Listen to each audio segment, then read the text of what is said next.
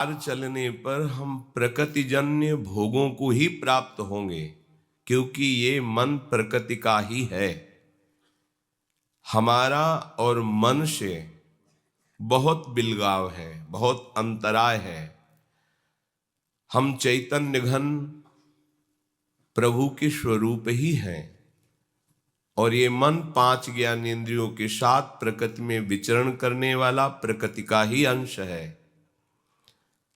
अगर हमारा कोई ठग सलाहकार हो तो हमारी यात्रा कैसे अच्छी हो सकती है? वो तो वहीं ले जाएगा जहां हमें ठग लिया जाए। तो इस मन के साथ शब्द स्पर्श रूप रस गंध, काम क्रोध मद लोभ मोह मत्सर, ये सब इसके इशारे पर खड़े हैं। और ये ठग मन हमको ऐसी ही सलाह देता है जहां हमें लुटवा देता है। हमारी सत्यता, हमारी पवित्रता, हमारी जितेंद्रियता, हमारा धैर्य, हमारी पुण्य, ये विवेक विचार, ये सब लूट लेने वाले ठग हैं। अगर हम सावधान नहीं रहे तो हमारा मन ही हमको नष्ट कर देता है। इसलिए मन की प्रत्येक स्फुरणा, मन की प्रत्येक संकल्प पर उपासक की बड़ी सूक्ष्म दृष्टि रहती है, और उस मन की स्फुरणा और संकल्प को गुरुदेव, आचार्य, आराध्य देव एक ही बात है, इनकी वाणी से वो देखता है कि कहीं वाणी के विरुद्ध स्फुरणा तो नहीं हुई, कहीं वाणी के विरुद्ध आचरण का संकल्प तो नहीं बना।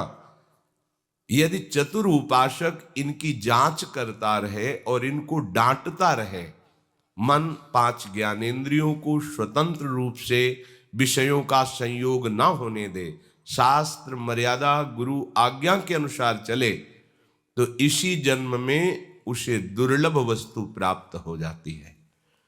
अपने लोगों की इतनी नीची धरा हो गई है कि हमें दुर्लभ वस्तु प्राप्ति की चाह ही नहीं रह गई। जैसे एक गरीब आदमी मांगेगा तो क्या मांगेगा? 1 साल का भोजन की व्यवस्था कोई कर दे, क्योंकि इतना ही उसका विचार है।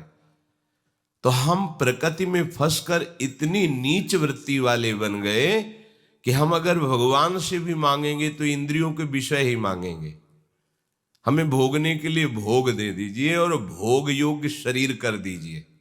ये हमारी निकृष्टता।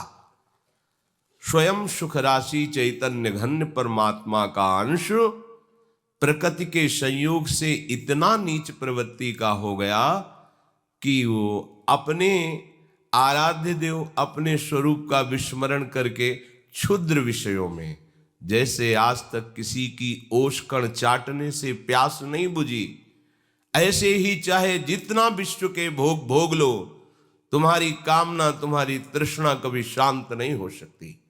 ये तभी शांत होगी जब अविरल भक्ति की धारा में आप अवगाहन करोगे। एक जीवन ये दे दो प्रभु को। ये मनमानी आचरण, मन की स्फुरणा और संकल्प के अनुसार चलना, ये आपको प्रभु से विमुख किए हुए। मान लीजिए इसमें 3 गुणों का प्रभाव पड़ता रहता है। कभी मन सात्विक संकल्प करता है, कभी राजसिक करता है, कभी तामसिक करता है। कभी मन सत संबंधी संकल्प करता है, कभी असत संबंधी करता है। बहुत सूक्ष्म विवेक के द्वारा इस पर दृष्टि बनाए रखिए। असत संकल्पों को नष्ट कीजिए, सत संकल्प का बढ़ावा दे करके भक्ति की तरफ आगे बढ़िए। आपको किसी भी वस्तु, व्यक्ति, स्थान की सुख की आवश्यकता नहीं है। आप स्वयं सुख समुद्र हैं। मान लीजिए, आप जब तक शरीर को अपना मानेंगे तब तक अभाव नहीं मिटेगा, और जहां आप प्रभु को अपना मानेंगे कोई अभाव रह ही नहीं जाएगा। आप पूर्णता का अनुभव करेंगे। ऐसी पूर्णता का अनुभव करेंगे, चराचर जगत भगवत स्वरूप है तो आप भी भगवत स्वरूप है। अब कोई इच्छा नहीं रह गई, कोई चाह नहीं रह गई, कोई समस्या ही नहीं रह गई। हर समय परमानंद में अंतःकरण डूब जाता है।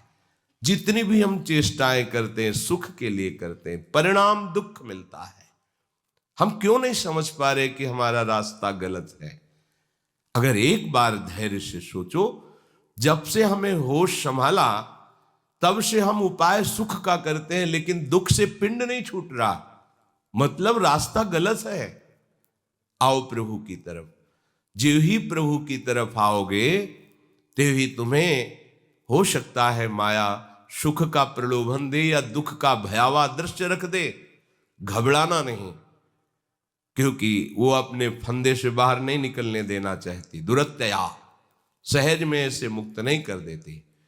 आप हिम्मत वाले बनो, धैर्यवान बनो, और ये तभी आप बन सकते हो जब प्रभु को अपना मानोगे।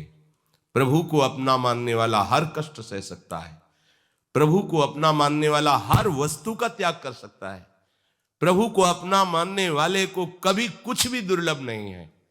इस बात को पकड़िए आप। केवल प्रभु को अपना मानने वाले को सदगति उसके करतल में रहती है, उसके हाथ में सदगति है। इसलिए भगवान कृपा करके कह रहे हैं, बहूनाम जन्मनामन्ते ज्ञानवान माम प्रपद्यते वासुदेवः सर्वमिति स महात्मा सुदुर्लभः। बहुत जन्मों की साधना के परिणाम रूप वो मेरी शरण में होकर के जान पाता है कि केवल भगवान ही भगवान है। भगवान अपने को त्रिगुण माया का पर्दा लगाकर ढके हुए यही है, हमारे पास है, हमारे सामने है, पर हमारे नेत्रों में पर्दा लग गया है त्रिगुण माया का। आप निरंतर प्रभु का आश्रय लेकर नाम जप कीजिए, आपकी स्थिति बदल जाएगी। पूज्य श्री भाई जी महाराज, राधा माधो बसी रहे ही महानीत्य ललाम, मुख निर्तत नित नव मधुर, राधा माधो नाम, राधा माधो प्रेम रस सुधा दिव्य सुमहान, स्वसुख वासना रहित चित करत निरंतर पान। निष्कामति बहुत दुर्लभ है। बुद्धि में कोई कामना ही न रह जाए और सबके प्रति सुख देने का भाव आ जाए, ये रसोपासना के उपासक की नींव है। अपनी दिनचर्या ऐसी बना लो कि कम से कम खर्चे में जाए, प्रकृति से तुम्हारा कम संबंध हो। भले हर सामग्री, हमने संत जनों को देखा है उतना ही पानी प्रयोग करते हैं जितनी आवश्यकता है। ऐसा नहीं टूटी खोल दी पानी बह रहा है, उतनी ही प्रकाश, नहीं तो बंद कर दिया, अंधेरे में बैठे हैं। शांत भगवत चिंतन, प्रकृति का प्रयोग बहुत कम मात्रा में करो। प्रार्थना मान लीजिए, आप प्रकृति के स्वामी बन करके भोग करेंगे तो आपको अपनी दासता से मुक्त नहीं होने देगी। प्रकृति अपना गुलाम बना के रखेगी आपको। उतना ही भोजन, उतना ही वस्त्र, जितना हमारे जीवन के लिए आवश्यक है, बस प्रकृति से दूर रहो। जितना आवश्यक है उतना स्वीकार करो।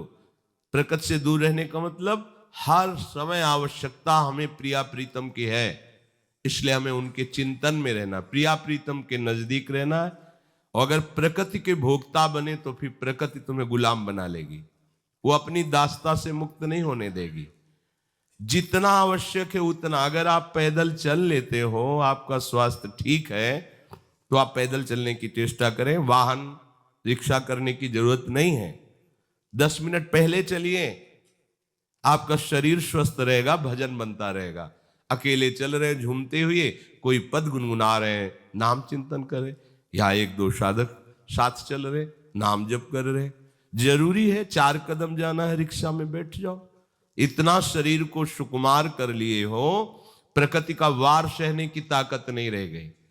आप सच्ची मानिए, जितना आप प्रकृति का सुख भोगेंगे उतने प्रकृति आपको दबा देगी। गंगा के किनारे रहते थे, 10 वर्ष हमें याद नहीं कभी जुकाम हुआ होगा, तीनों टाइम गंगा स्नान होता था। प्रकृति का सीधा वार्ष हो, परमात्मा चिंतन अखंड होने लगेगा, क्योंकि आप साधक हैं। हम प्रकृति के गुलाम बनते जा रहे हैं, तो हमारे अंदर सुख देवे को चाव नहीं आएगा, सुख लेवे को चाव आएगा। हर वस्तु से, हर व्यक्ति से, हर पदार्थ से हम सुख भोग लें, ये उपासक नहीं है, ये उपासना नहीं, ये वासना है। हमें वासना को उपासना में बदलना है। फिर ध्यान दीजिए, प्रकृति की उतनी ही वस्तु प्रयोग कीजिए जितनी अत्यंत आवश्यक है, क्योंकि हम जानबूझकर प्रकृति के भोक्ता बने बैठे। कर्ता और भोक्ता बनने वाला ये अनुभव नहीं कर सकता सब जगह भगवान सच्चिदानंद बैठे। नहीं, पहले एक बार हटो संसार से। संसार का भोगी न संसार को जानता है न भगवान को जानता है, और जो संसार से राग रहित हो गया है वो भगवान को भी जान जाता है, अपने स्वरूप को भी जान जाता है। संसार को जितना आवश्यक है उतना अन्न लो, जितना आवश्यक है उतना पानी पियो। अगर सह सकते हो तो एक आध पहर की भूख को सह जाओ। कम कपड़े, कम खर्चा, खूब भजन, अभी देखो प्रकाश हो जाएगा। लेकिन हम लोग क्या करते हैं? बिल्कुल नाम मात्र का भजन और अधिक से अधिक विषय, प्रकृति जन्य भोगों का भोग, इसलिए अनुभूति में कुछ आ नहीं रहा।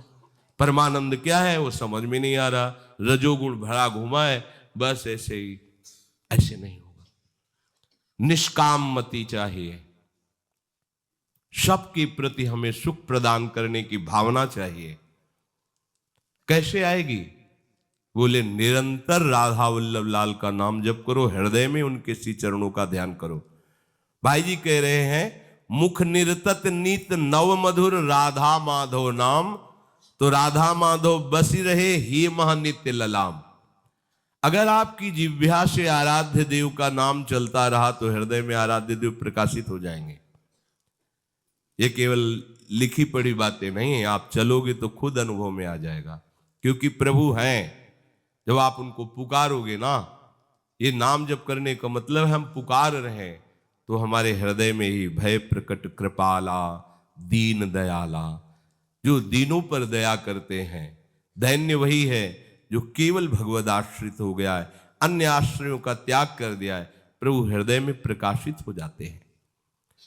प्रेम सुधा रस में ऐसा उसका अंतःकरण पग जाता है कि स्वसुख वासना की गंध नहीं रह जाती। अभी तत्सुख भावना की गंध भी नहीं है, केवल स्वसुख वासना है।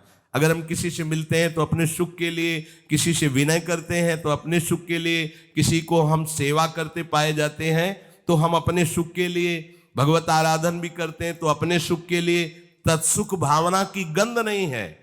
और नाम जप करते हुए आराध्य देव के चिंतन में जो हर समय तल्लीन है, प्रकृति की केवल अत्यंत आवश्यक वस्तुओं का ही सेवन करता है, वो स्वसुख वांछा की गंध से भी रहित हो जाता है। स्वसुख वांछा जब तक है तब तक आप प्रकृति का भोग कर रहे हैं, क्योंकि स्वसुख वांछा शरीर को लेकर होती है, तत्सुख वांछा आराध्य देव को लेकर होती है। जब स्वसुख वांछा की गंध नष्ट हो जाती है तो उपासक को अनुभव होता है, बुद्धि से नहीं, स्वयं से। वो देख रहा है कि स्थूल सूक्ष्म और कारण में